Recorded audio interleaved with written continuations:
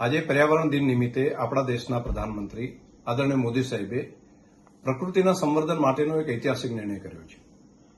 અરવલ્લીની ગીરમાળાઓ આમ તો ઘણા બધા રાજ્યોને અડે છે, પરંતુ ગુજરાતની અંદર બનાસકાંઠાથી કરીને દાહોદ સુધીનો આ બેલ્ટ એક ગ્રીન વોલ બનાવવા માટેનો ભારત સરકારે આજે નિર્ણય કર્યો છે. ગુજરાતની પૂરી ઇકોસિસ્ટમને તેનો ફાયદો થશે.